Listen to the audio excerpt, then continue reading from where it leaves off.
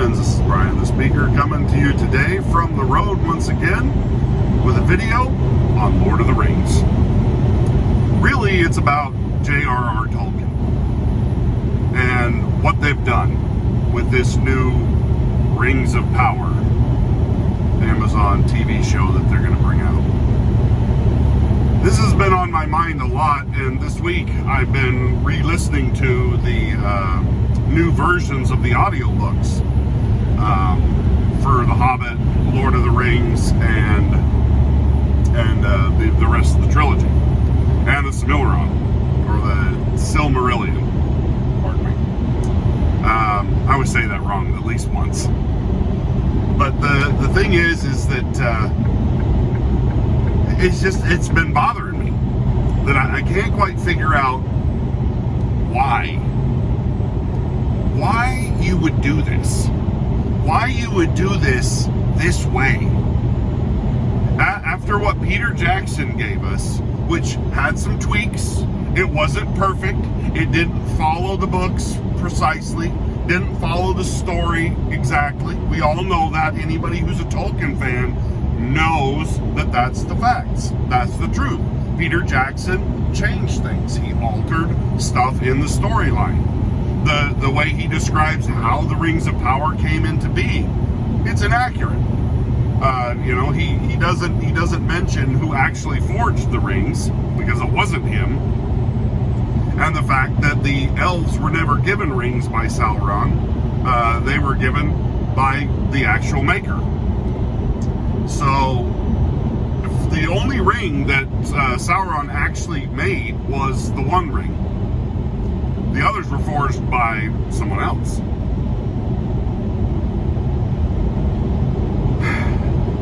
But you know what? Peter Jackson's films stayed true to the heart of the story. That he altered some of the details, probably to make it a little easier to understand for some people who were just being introduced to Lord of the Rings for the first time, or who had heard about it but had never read the books. They liked the idea of the Lord of the Rings, their buddies had liked it, or whatever, and he wanted to be able to kind of dumb the lore down just enough so that anybody could get it. And I think that was kind of the reason why he did some of what he did. I know that he purposely tried to incorporate some extra female characters, because the Lord of the Rings is a very male-centric tale, which is okay. I don't know why we think we've got to have everybody represented, but you know what? The changes to the story that he did not hurt the story, did not alter the lore, did not completely change everything that we knew to be true about Tolkien's world. As in contrast, Amazon is doing exactly that. They are altering every single thing they can alter while pretending that they're not. And I kept thinking, why would they do this? Why do they keep doing this? Because they keep doing this with major franchises. We all kind of know the answer to that question, but it felt like there was a simpler explanation for it. And it's been plaguing me. And it finally came to me what this is. What the perfect analogy is for what's happening to our franchises, what's happening to Lord of the Rings, Star Trek, Star Wars, Doctor Who, literally anything that people have come to love that is based on classical moral, I guess you could say Judeo-Christian moral values. They are under assault at every turn. Because whether anybody will admit it or not, George Lucas or anybody else, his stories are still based on the right and wrong as we understand it through Judeo-Christian values. because that kind of right and wrong isn't always seen the same way through other perspectives.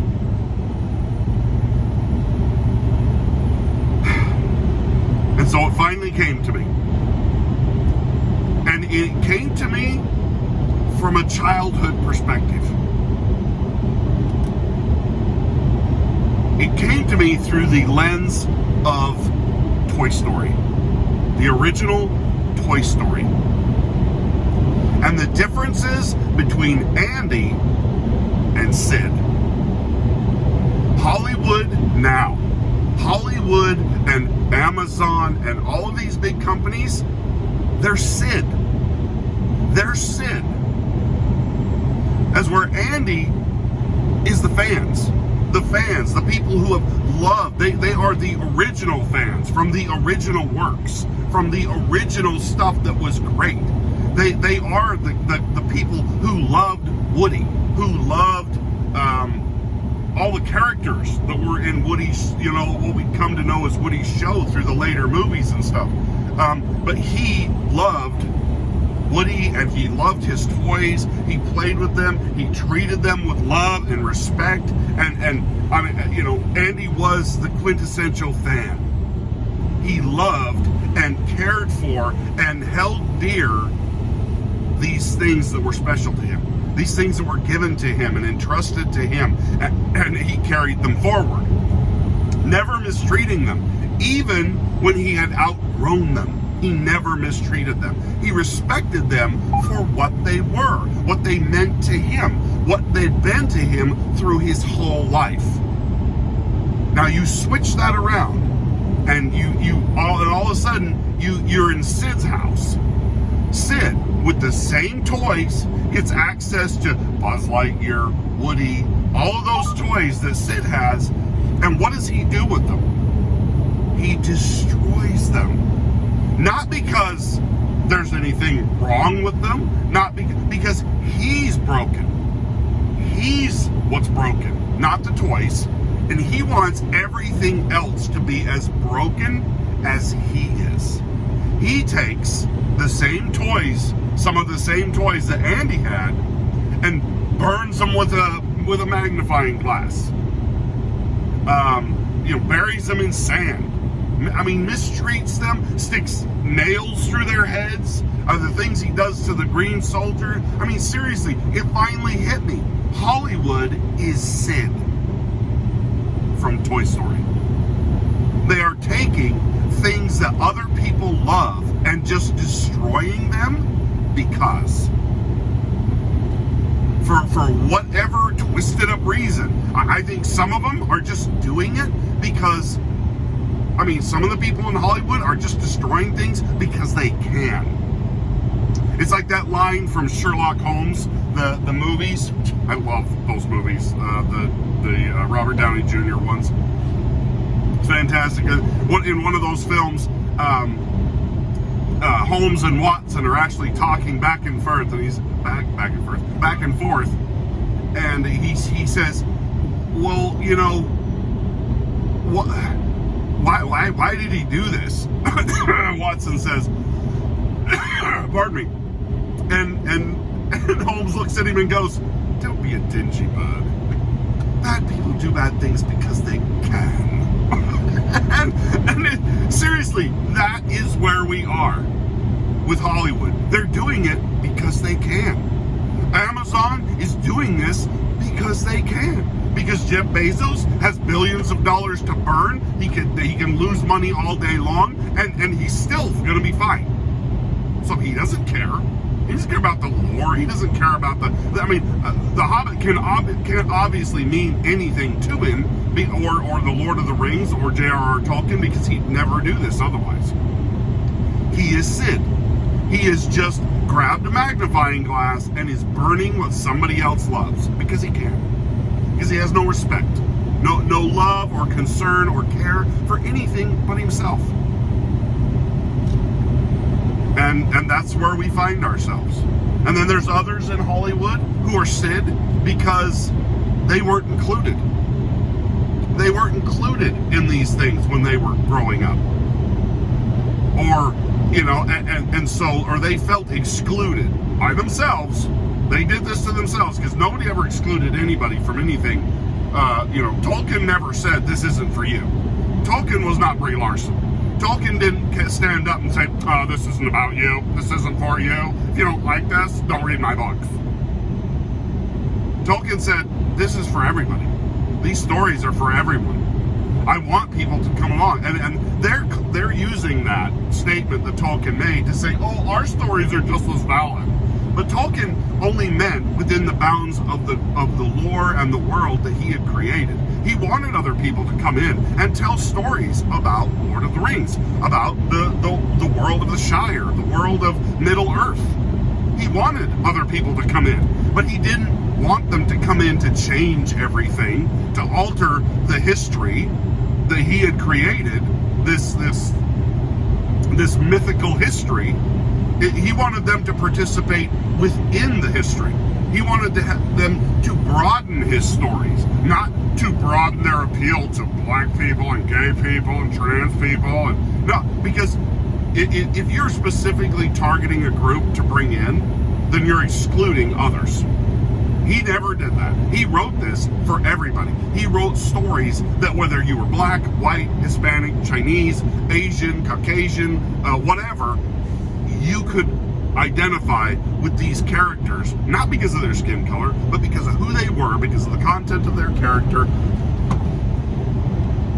He was actually doing what Martin Luther King suggested before Martin Luther King was even born.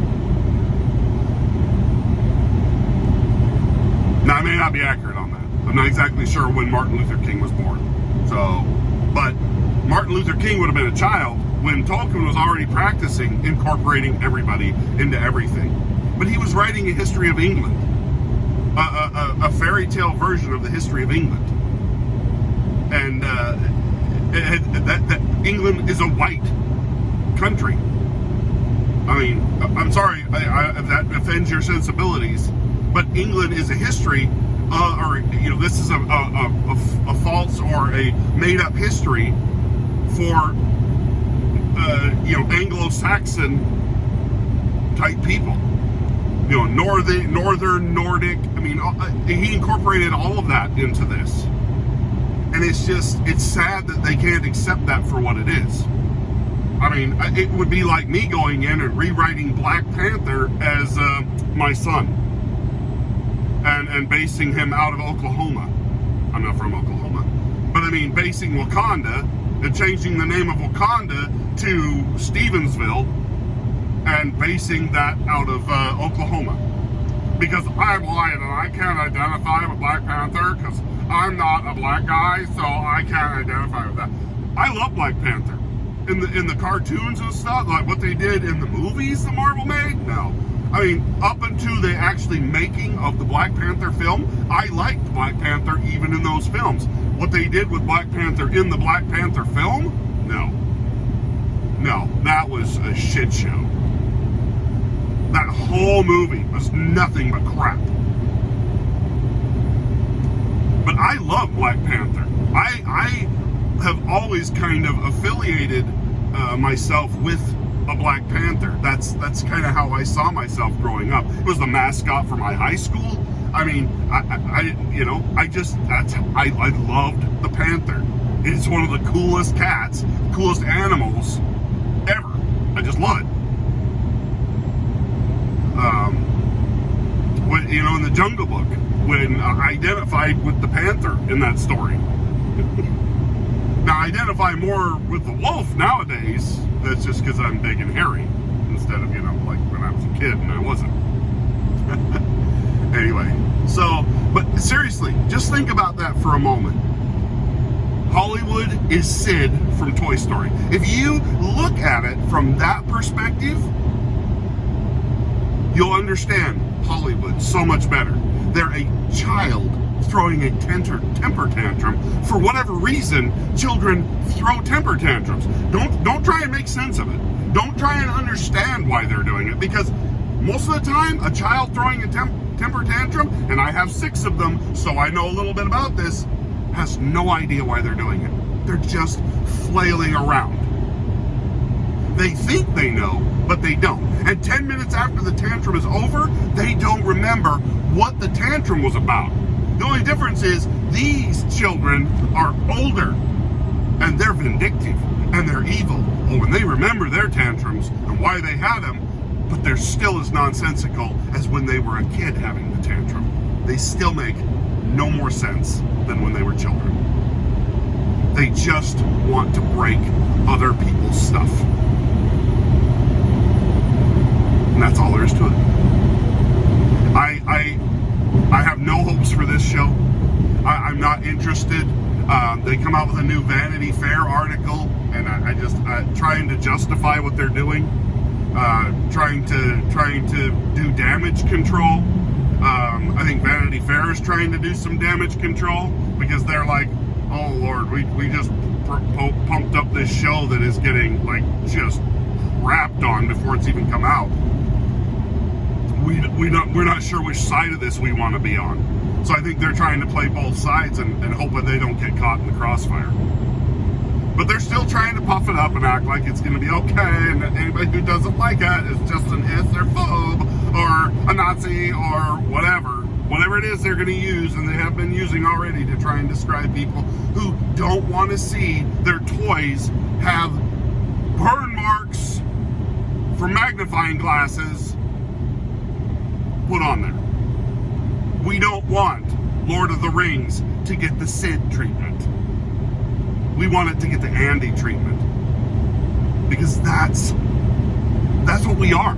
We are Andy. We are the good guys. We are the ones who love and care for this stuff and always have. And they can't take that away from us. No matter what they call me, I know who I am in this story.